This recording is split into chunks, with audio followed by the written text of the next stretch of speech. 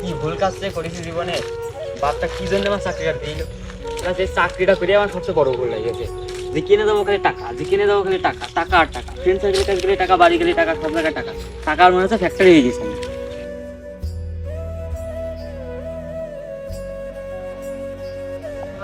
জীবনটাই শেষ। 2 টাকার চাকরি করি, 4 টাকা মানুষের দিতে দিতেই শেষ। জীবন আমি কিছু করতে পারলাম না।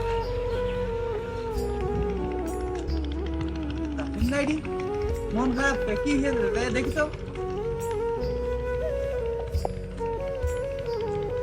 আরে জাফির, কি হইয়া তোর মন খারাপ কে? এভাবে বসে রইস কে? ও রাশেদ, তুই আর বাল কইস নে, জীবনটা শেষ করলো। আরে ভালো কথা, তুই কি করতে আছিস? তুই কি টাকার জন্য আসিস নাকি আবার আমার কাছে? কি রে, তুই কথা ঢুক করলি? আমি কি তোর কাছে টাকার জন্য আসি নাকি? তুই মন খারাপ কর বসে রয়েছে, এই জন্য তোর কাছে আসলাম। তোর সমস্যাটা কি তাই? আর টাকা হলাদ মানে বুঝলাম নাকি? আরে কি আর বলবো রে, যে আসে সব টাকার জন্য। 2 টাকার ভালো চাকরি করি, ওই যদি মন করে সবাই আমি কোটিপতি। আসবে টাকা হলো দাও, টাকা হলো দাও, ওই জন্যই বলছে, আর কিছু মনে করিস না। আচ্ছা, এ ব্যাপার? আরে ভালো কথা, তুই আমার একটা সলিউশন দিলি। এর থেকে বেরোবো কিভাবে? সব যার কাছে সেই টাকা, যার কাছে সেই টাকা।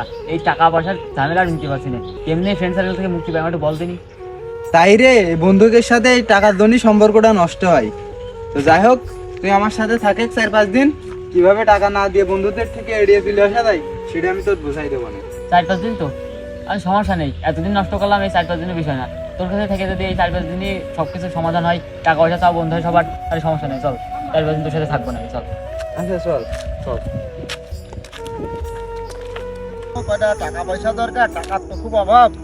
তা আমার সে বন্ধু চাকরিতে বাড়ি গেছে জাফির, ওর কাছে গেলে মনে হয় কিছু টাকা পাওয়া যেত। ওই যে কনে আছে, ও তো থাকে রাশেদের সাথে, রাশেদ তো মাঠে ছাড়া থাকে না। তো যাই দিন মাঠেই যায়, রাশেদকে একটু খুঁজে আসে। হ্যাঁ, তো ওই যে রাশেদ আর জাফির না, আমার আইডিয়াটা ঠিকই আছে।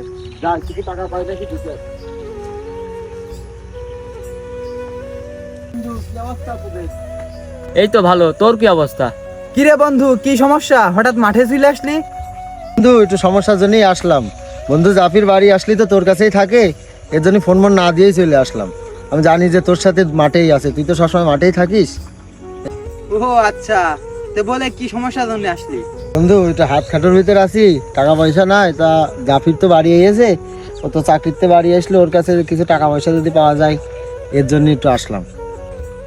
আমি আগেই জানতাম ওই টাকার জন্য আসবে, তাছাড়া তো আমার আর কোনো দরকার থাকে না, টাকার জন্যই আইছে।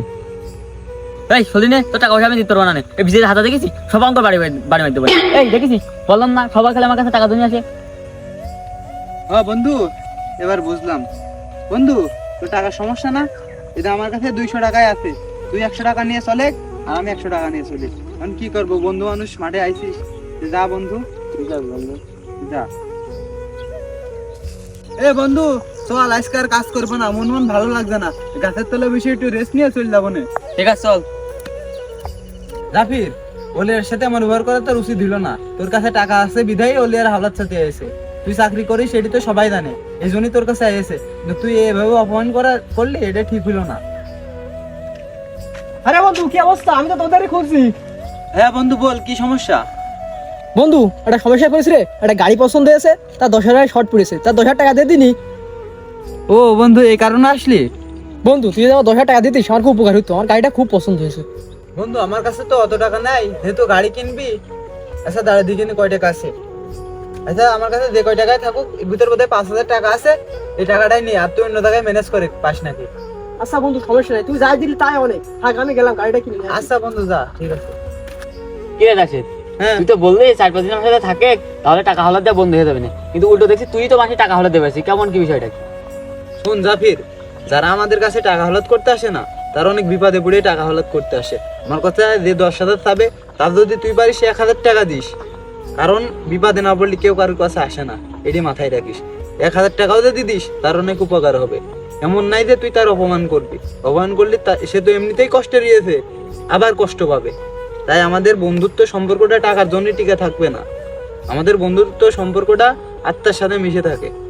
তাই তোরে বলছি, আমাদের কোনো বন্ধু যদি তোর কাছে টাকা হলাদ করতে আসে, তোর কাছে না থাকলে তুই সুন্দরভাবে বুঝাই বলে দিবি। আর যদি থাকে 500 সালেই, তোর কাছে যদি 100 থাকে, তুই 100 টাকা দিবি। কিন্তু এই না যে আমাদের কোনো বন্ধুত্ব অপমান করবি। মনে রাখিস এই টাকার জন্যই কিন্তু সম্পর্কটা নষ্ট হয় বন্ধুদের সাথে। যাই হোক, কেউ যদি তোর কাছে টাকা চাইতে আসে, পরবর্তী থেকে তার সাহায্য না করতে পারলেও তার মনে কষ্ট দিবি না। আরে বন্ধু তুই ঠিকই বলেছিস, চল। চল বাড়িতে। কারো বিপদে উপকার না করতে পারলেও কারোর সাথে খারাপ ব্যবহার করবেন না, কারণ কেউ কারো বিপদ স্বেচ্ছায় বয়ে নিয়ে আসে না।